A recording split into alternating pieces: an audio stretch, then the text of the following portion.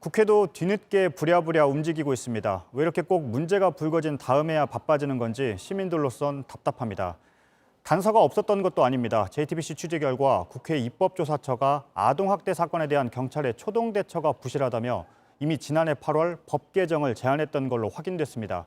하지만 현재까지 고쳐진 건 아무것도 없습니다. 고승혁 기자입니다.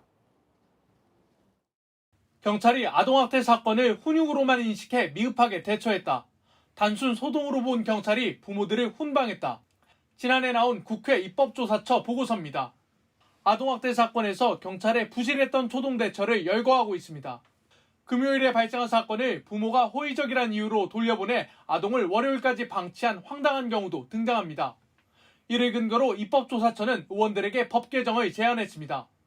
아동학대 현장에 가장 먼저 출동하게 되는 지구대 경찰이 대처 요령을 의무적으로 교육받도록 법을 바꾸란 겁니다.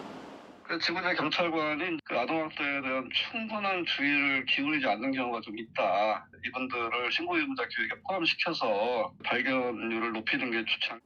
하지만 법 제안은 이뤄지지 않았습니다. 지난해 11월 야당이 발의는 했지만 아직 상임위 심사조차 이뤄지지 않은 겁니다. 이 제안이 처음 나온 건 양천 아동학대 사건이 발생하기 2달 전입니다. 이런 가운데 오는 3월 시행되는 개정 아동복지법에도 구멍이 많다는 지적이 나옵니다. 이 법엔 2번 넘게 아동학대로 신고된 아이는 가해자와 분리시키는 내용이 포함됐습니다. 이 때문에 정인이 사건이 알려진 뒤 청와대도 이 법을 바탕으로 아동학대에 강력 대응하겠다는 방침을 밝혔습니다. 하지만 바뀐 법에도 학대 부모와의 분리가 의무가 아닌 데다 분리된 아동을 어디서 보호해야 할지도 구체적인 내용이 없어 문제란 주장이 나오는 겁니다. 할 수 있다 정도로는 지금 될 수 있는 상황은 아닌 것 같고 내부 지침을 확 바꿔야 되는 거죠. 아주 구체적으로.